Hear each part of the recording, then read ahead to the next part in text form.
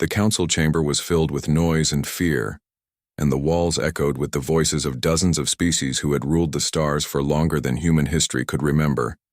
And in the middle of that storm stood the human ambassador, with calm eyes and steady voice, while beside her stood armed soldiers, and behind them hid a single child of crystal skin and shining eyes, who clung to the humans as if they were the last shield in the galaxy.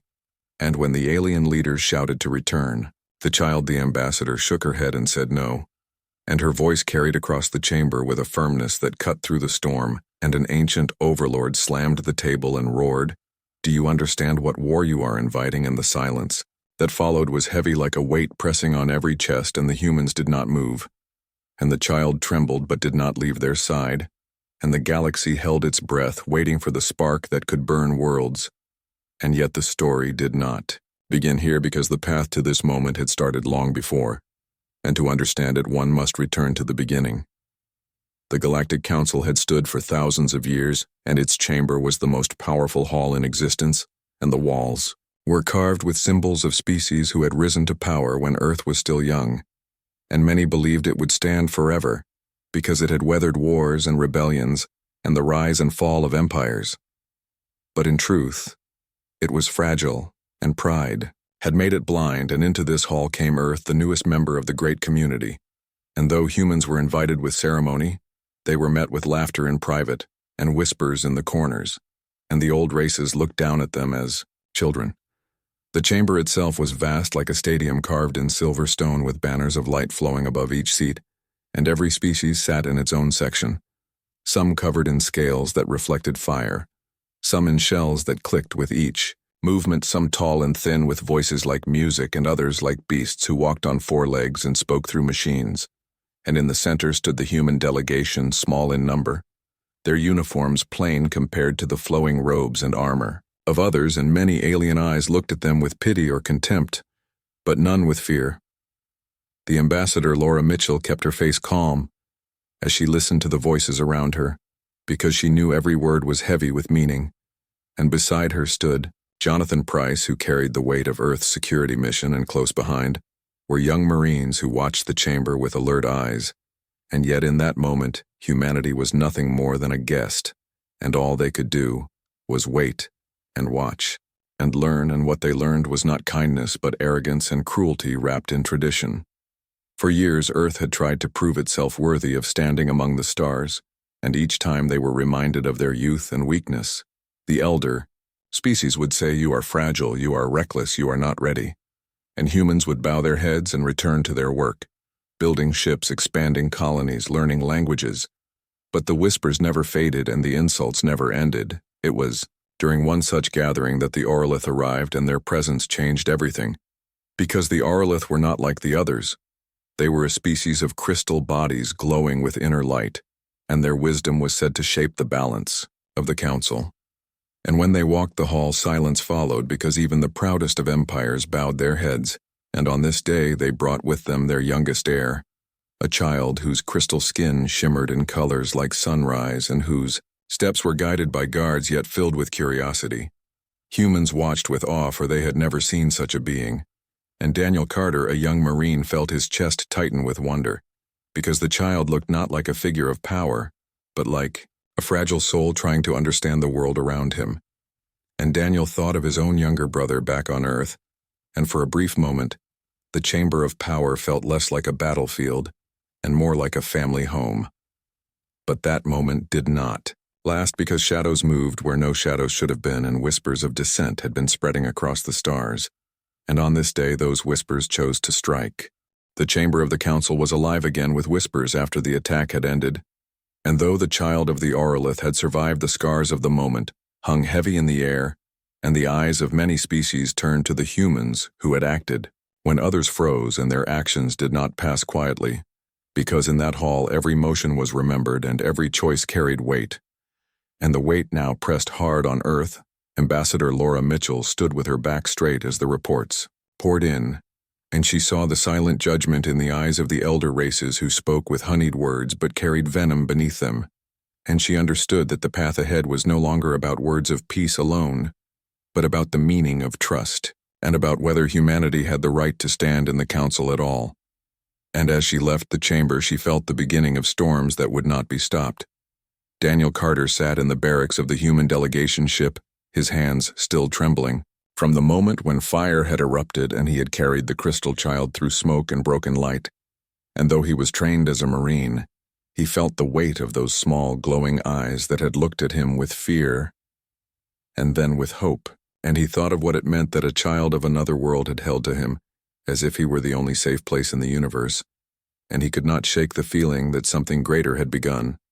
Jonathan Price, the chief of security, spoke in low voice to his team, reminding them that the galaxy was watching and that no mistake would be forgiven. And his tone carried the sharp edge of a soldier who had seen too many battles. Yet, behind his strict words lay the same thought that now touched every human heart, that by saving one life they might have changed the course of many. In the halls outside the council, alien envoys gathered in clusters, their voices buzzing in many tongues, their gestures sharp and pointed. Some accused the humans of arrogance, saying they had stepped beyond their place. Others spoke of interference and of rules broken, and still a few spoke quietly of bravery. But those voices were drowned quickly in the sea of scorn and suspicion, and the humans walking through those halls could feel the weight of eyes following them every step. The Orlith family sat in silence within their quarters, their forms glowing faintly in the dim light, their child resting with guards near. And though they had not spoken openly, their silence was louder than any words, for their traditions told them to remain distant, to not show preference. Yet their child refused to release the memory of the human who had carried him. And each time Daniel's name was spoken, the child stirred and reached as if the bond was carved deep already. In the following days, the council gathered in heated sessions to discuss the matter, and voices rose and fell like thunder, the elder species declaring that humanity was reckless, that they did not understand the delicate balance of power that had kept the council alive for millennia. And Laura Mitchell stood in the center, answering with words of calm fire. She spoke of instinct. She spoke of life being sacred. She spoke of how no human could watch a child die and stand still, and her words rang with truth, though many laughed and mocked her as naive. Whispers carried across stations and colonies, and rumors grew like vines. Some said Earth wanted to use the child as a political tool. Some said the humans had staged the attack themselves. Some said nothing at all, but their silence was thick with suspicion. And through all this, the humans continued to walk with dignity, though inside, they felt the sting of insult and the heat of being surrounded by enemies who smiled with sharp teeth. One evening, Daniel Carter found himself walking near the observation deck of the human ship. The stars spread wide beyond the glass, and the silence of space pressing close. And he thought, again, of the child whose small crystal hand had gripped his arm, and he wondered if he would ever see him again. And part of him hoped he would not, because the danger was too great. And another part of him wished he could, because the memory of those trusting eyes would not leave him. And in that moment he understood why humans had acted differently from the rest. Because to humans, one child was the universe itself. The child of the Orlith, however, did not forget. And despite the rules of the council, he asked for the humans again and again, and the guards grew uneasy because his voice was soft but persistent. And the family of crystal elders exchanged glances heavy with conflict, for to show favor was dangerous. Yet to deny the will of the child was to deny the bond that had already formed, and this hesitation began to shake the careful balance of politics that had held firm for ages. And so a fire was lit, though many could not yet see its flames. And though the humans felt the cold of isolation, they also carried inside them the warmth of knowing they had done what was right. And in that truth lay the seed of what was to come. The council chamber was still restless when the next session began, and though the attack was over, its shadow lingered on every wall, and the eyes of the delegates shifted often to the human seats and to the Orlith section, where the young child now sat guarded by crystal warriors who did not let him out of sight. And the silence between the two delegations was louder than any voice, because all knew the bond that had been created, and all feared what it might mean. Daniel Carter tried to keep his mind on his duty, but the memory of the explosion returned again and again, and in his dreams he still felt the small weight of the child in his arms, and the sound of crystal breath trembling against his chest, and each time he woke he would sit with hands clenched and heart racing. And though he told himself he had only done what any human would have done, he knew in the depths of his soul that something greater had been set in motion. Ambassador Laura Mitchell stood again in the chamber, her voice steady as she reminded the council that Earth had not sought glory, that Earth had acted because no life could be left to die, and she spoke of the child not as an heir, not as a political piece, but as a living being whose heart beat like all others, and her words cut across the chamber. But for every nod of respect there were two voices of mockery calling her naive, calling her reckless, calling her dangerous. And Laura felt the weight of centuries pressing against her, but she did not bend in the corners of the chamber. Other powers whispered their schemes. The Vor-Ash with their scaled hides spoke of punishing the humans with sanctions. The Dayari with their insect wings spoke of stripping Earth of its seat, and the Korlun, who moved like shadows, said nothing, but their eyes followed the humans with cold intent. And while these plans formed in silence, the young heir of the Orlith reached out once more for the humans, and the gesture was small, but it shook the hall, because no law or threat could erase the bond of a child's trust. Jonathan Pryce knew danger when he saw it, and he told his Marines to be ready for anything. He reminded them that many in the council would rather see Earth broken than honored, and he told them that sometimes survival meant not only fighting with weapons but standing tall when the world tried to push you down, and his words gave the young soldiers strength, though their hearts were heavy. One evening, as Laura walked the dim corridors of the station, she was approached by an envoy of a lesser race whose people had long been silenced in the council, and the envoy whispered that many small worlds had watched the humans and seen something new, something rare, something that reminded them of hope. And Laura listened carefully, and she realized that while the mighty mocked, the weak were watching and waiting, and that gave her courage. The Orlith family met in private chambers lit by the glow of their own bodies, and they argued in quiet tones, some saying tradition must be upheld and distance kept, others saying the humans had earned respect. And the eldest of them said that the council would tear itself apart if the matter grew. And in the corner, the child listened with wide crystal eyes, and when the voices fell silent, he said only one thing. He said, "The humans saved me," and that truth was harder to deny than all the words of politics.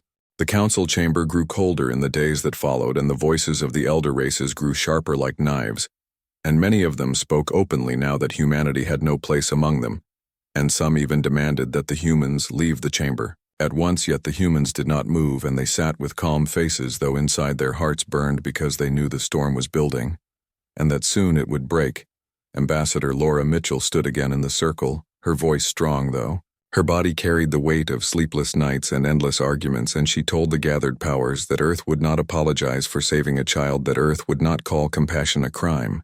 And her words made some laugh and some hiss, but still she stood and did not bend. And in her eyes there was the fire of a people who had learned across history to endure storms greater than this. Daniel Carter remained close to his unit, but whispers spread through the station, and he heard them in the corridors and in the markets where traders spoke behind their hands. They said the humans thought themselves heroes. They said the humans wanted to twist the air of the Orlith for their own gain. And Daniel clenched his fists at such lies, but he also saw other faces of smaller races who looked at him with quiet respect, and who nodded when they thought no one was watching. And he began to understand that truth was seen not only by the loud, but also by the silent. The Orlith family struggled within themselves because their laws told them to remain apart from such disputes, but their child continued to ask for the humans, and each time the young heir spoke, the crystal elders grew uneasy, and one of them said, "If we ignore this bond, we may break our own blood," and another said, "If we honor it, we may break the council." And so silence filled their chambers because neither path was free of danger. Jonathan Pryce spent long nights at the command deck of the human ship speaking with officers from Earth and planning what must be done if the council turned from words to war, and his mind was heavy with the knowledge that their fleets were smaller, their weapons fewer.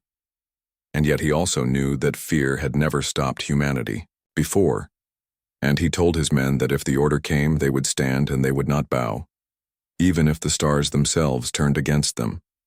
Whispers reached Laura through secret envoys that certain factions were gathering strength and that there were plans to demand the return of the Orlith child to a group that claimed guardianship, But she knew their intent was not guardianship but power, and she realized that the humans stood at the edge of a cliff, and that one wrong step would send them into a fall that could not be stopped. And yet she also knew they could not betray the trust that had been placed in them. One night, as Daniel walked near the observation windows again, he saw the reflection of the child standing with guards on the far side of the deck, and for a moment their eyes met across the glass, and the child raised a hand in greeting, and Daniel felt a warmth spread through him even as fear followed behind it, and he understood that no matter what the council decided, that bond could not be erased, and he whispered to himself that sometimes one life was worth the fight of many. The tension inside the council chamber reached a breaking point as voices clashed louder than ever before, and the elder races now spoke not in whispers, but in threats and demands, and many called openly for the humans to hand over the Orolith child, and some even rose from their seats in anger, pointing claws or metallic arms toward the human delegation, and the chamber shook with the sound of fury. But the humans did not move, and their calm silence only fed the fire of their enemies. Ambassador Laura Mitchell felt her heart beat heavy, but she kept her face steady, and her voice clear when she rose to answer. And she said that Earth would not betray a trust given freely, and that Earth would not return a child to those who sought to use him for their games of power, and her words were firm and they cut through the storm. Yet they also drew more hatred, and one scaled overlord slammed his hand on the table and shouted that humanity was declaring war with such defiance, and the hall erupted again in chaos. Daniel Carter stood with his unit near the ambassador, and though his body was tense, his eyes never left the young heir who sat quietly behind the crystal guards, and the child looked back at him with steady gaze. And in that gaze Daniel saw no fear, only trust, and it filled him with a strength that no threat could break. And he whispered under his breath that no one would take the child as long as he lived. Jonathan Price prepared the Marines for what could come next, and his voice was low but sharp as he told them that the chamber could turn into a battlefield at any moment, and that they must be ready to protect the ambassador and the heir. And he saw in their eyes the fear of being outnumbered, but also the fire of duty, and he knew they would hold the line no matter the cost. The Orolith family finally rose from their seats, and the light of their crystal forms filled the chamber, and the eldest of them spoke with a voice that rang like bells across the walls, and he said that the child had chosen Earth as protector, and that they would honor his will. And the chamber fell into stunned silence for a breath before it erupted again, because the declaration was as good as a shield for the humans, and as good as a strike against those who wanted the child for themselves. All across the chamber, smaller races stirred, and many of them who had always remained silent now began to whisper more boldly, and some even raised their voices in support of Earth. And Laura Mitchell felt the tide shift, though the storm still raged, and she realized that the humans were no longer standing alone, and that was a power greater than any fleet.